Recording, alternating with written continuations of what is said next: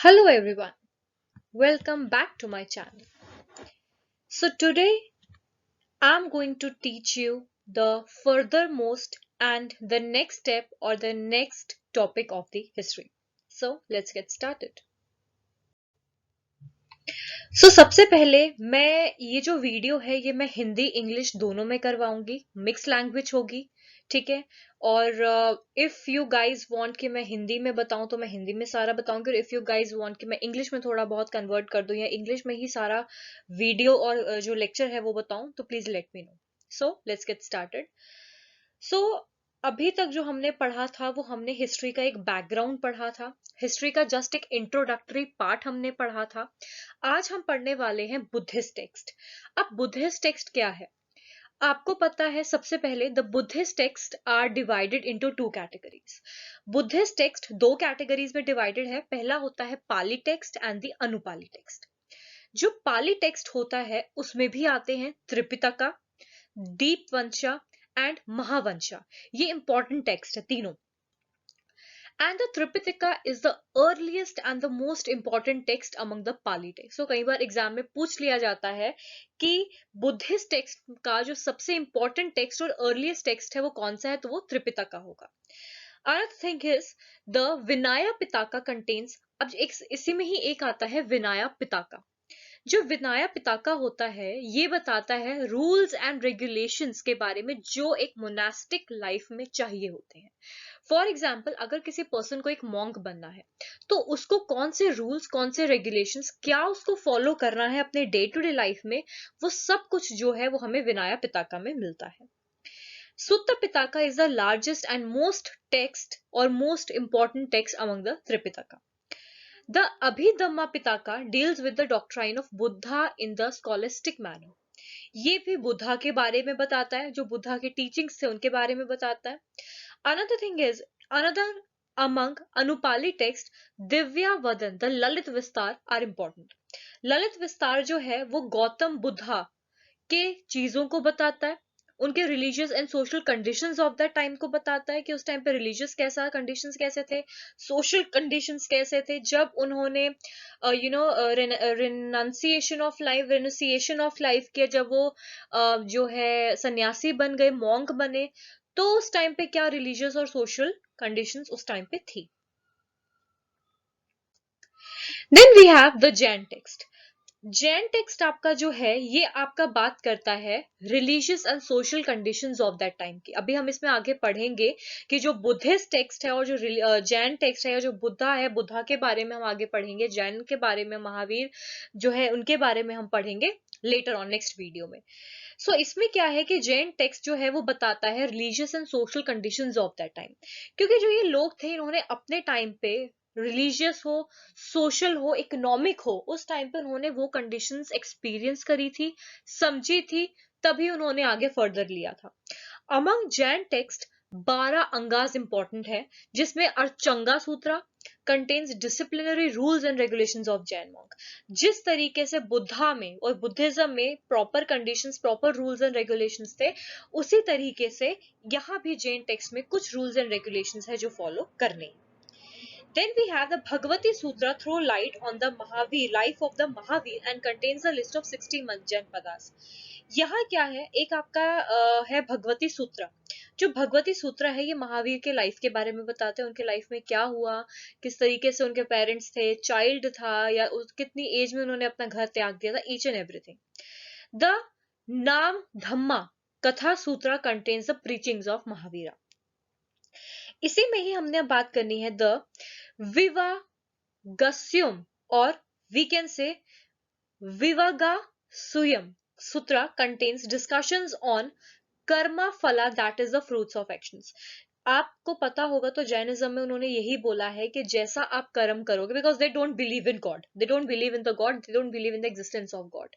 सो वो क्या करते हैं, वो ये कहते हैं कि जो भी है, जैसा भी है, वो आपके कर्मों का है। जैसे आप कर्म करोगे वैसा ही आपको उसका फ्रूट मिलेगा, वैसे ही उसका आपको फीडबैक मिलेगा।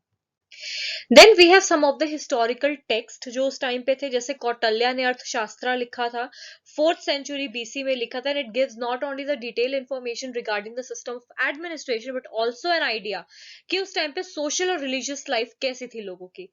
पहले के टाइम पे क्या होता था ना, लोग ऑब्जर्व करते थे, एक्सपीरियंस करते थे, because at that time the administration, social life, your religious life was not that up to the mark where people had to face certain kind of things। ठीक है, पीपल को कुछ ना कुछ चीजें जो थी वो बहुत ज्यादा फेस करनी पड़ती थी, जिसके कारण क्या हुआ, लोगों ने उस चीज को समझा, एक्सपीरियंस किया, और फिर उन्होंने क्या किया, रिफॉर्म्स करना शुरू किया। इसी में ही शुक्रास शुक्रनिस्तार throw some light on the monarchy of that time, कि उस टाइम पे भी मोनार्की प्रेजेंट थी। The best example of earliest historical writing is provided in the और Rajatarangini written by the Kalhana. Rajatarangini एक बुक लिखी गई थी जो कल्हाना ने लिखी थी अपनी 12th century AD में, और ये आपको बताता है किंग्स ऑफ कश्मीर के बारे में, कि कश्मीर में किंग्स कौन से थे, क्या उन्होंने किया for the development of the Kashmir, everything. Then the Chachnama is also known as the Fatehnama is Sindh. It provides detailed description of Muhammad bin Qasim Sindh conquest। आगे मैं बताऊंगी मोहम्मद बिन कासिम जो थे, क्या उन्होंने कैसे रूल किया, कैसे उन्होंने इंडिया का नाम हिंदुस्तान रखा, कैसे दाहिर सैन के साथ उनकी लड़ाई हुई, ईच एंड एवरीथिंग मैं आपको ये बताऊंगी। Then we have some of the foreign sources. अब जो ये लोग हैं, कई ग्रीक राइटर्स थे, कई चाइनीज आए, कई अरेबियंस आए, कई आपके तिब्बतन भी आए। अब आगे मैं आपको बताऊंगी, या इसी में ही अभी बता दूंगी मैं आपको, कि जो ये आते थे, मतलब जो ये फॉरेन ट्रैवलर्स आते थे, जो ये फॉरेनर्स हमारी कंट्री में आते थे, क्यों आते थे? ये आते थे ऑब्जर्व करने के लिए कि इस कंट्री में क्या हो रहा है, इस कंट्री में क्या चीजें हो रही है, उसको ऑब्जर्व करते थे, एक्सपीरियंस करते थे, अपनी बुक्स में लिखते थे, और फिर लेटर ऑन जो थे उसका कॉन्सिक्वेंसेस पता लगता था। यहाँ क्या है, सबसे पहले अगर हम बात करते हैं, हीरोडोटस आए थे 484 से 425 BC तक थे।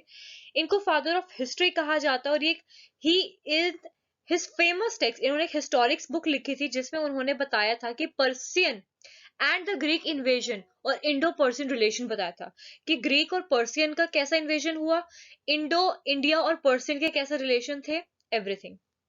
देन तीसियास आते हैं। तेसिया जो है वो बताते हैं कि वो एक ग्रीक फिजिशियन थे at the court of the Persian emperor. He had every opportunity two of knowing the stories about India. वो इंडिया के बारे में उनको अच्छा लगता था जानना, इंडिया में क्या होता है, फेस्टिवल्स होते हैं, कल्चर होते हैं, each and everything. Then we have Megasthenes. अब मेगस्थनीज जो थे वो 350 से लेके 290 BC तक थे, और was a Greek ambassador sent by the Seleucus Nicator, the Greek king of Iran and the Babylonia, to the court of the Chandragupta Maurya।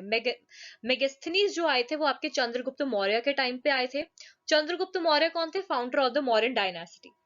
He were he resided up to 6 years तक वो वहां रहे। उन्होंने अपनी book लिखी indica, जिसपे उन्होंने various चीजें डिस्क्राइब की थी about India, for example the geographical features of India, fertility of the country, Pataliputra, okay, जो अब क्या बन गया आपका, ऑफ कोर्स पटना बन गया है। ये किसने इन्वेंट किया था, कैपिटल किसने इन्वेंट किया था? चंद्रगुप्त मौर्य ने। Absence of slavery in India and the 7 caste of Indians. Then we have some of the Chinese writer here. Chinese राइट में फहीन आए। फहीम 399 से 414 AD तक आए। He came in India in 399 AD in the region of Gupta ruler Chandragupta two, जो विक्रमादित्य। अब ये याद रखना, जो मेगस्थनीज थे वो चंद्रगुप्त मौर्य के टाइम पे आए थे।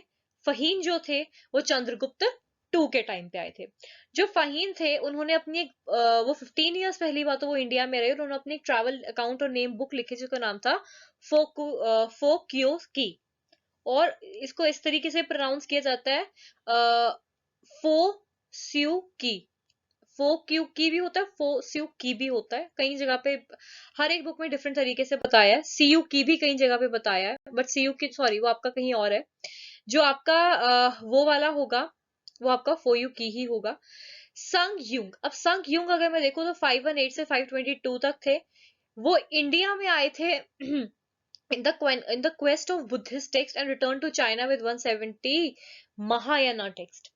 फिर हींग तुसांग आए। He came to India in 629 AD। 629 AD में वो इंडिया आए in the region of the Harshvardhan. अब कैसे इसको याद रखोगे? देखो याद रखने का भी एक तरीका है। हीन तुसांग आए, स्टार्ट किससे होता है? एच से। किसके आए? एच से। एच फॉर हीन तुसांग किसके रीजन में आए थे? हर्षवर्धन के टाइम पे, वो भी एच से हो गया। इसी तरीके से आपका मेगिस्थनीज आए थे, स्टार्टिंग फ्रॉम एम। कौन से किस रीजन के अंदर आए थे? किंग के रूल के अंदर आए थे? वो भी आपको याद रखना है, मौर्य, चंद्रगुप्त मौर्य। तो एम हो गया, एच हो गया। इस तरीके से आप लर्न कर सकते हो। He stayed in India for 14 years. He started in Nalanda Mahavira for 2 years. फिर उसने अपनी एक ट्रैवल अकाउंट लिखी थी CU की। Then we have Hewell, और कई जगह इसको बोलते हैं Ewell. He wrote a biography of his friend Heen Tusang, namely Life of Heen Tusang. It throws some light on the Indian history. फिर आपके अरब राइटर्स आए, एल्बेरिनी आए, एल्बोरिनी भी बोलते हैं, एल्बर्नी भी बोलते हैं इसको। His full name was Abu Rehan Muhammad ibn Ahmad al-Burini, which was known as the Ustad. In 1019 AD, he came to India with their patron Muhammad Ghaznavi and stayed in Punjab for many years. He learned Sanskrit language and studied many books. After return to Ghazni, he compiled a book in Arabic language, जिसको बोला जाता था तहकीक-ए-हिंदौर, called तारीख-ए-हिंद. Ibn Battuta आए। Ibn Battuta जो थे वो, उनका full name क्या था? अबू अब्दुल्ला मोहम्मद इबन अब्दुल्ला ललुत, लॉल लौला लौलालुत है, ऐसा कुछ है इनका नाम। तंगी टंगी इबन बतूता, ठीक है। He was born in 1304 AD at Morocco. He gave valuable information about life and period of Muhammad bin Tughlaq. Then we have okay so आज के लिए इतने ही नोट्स है।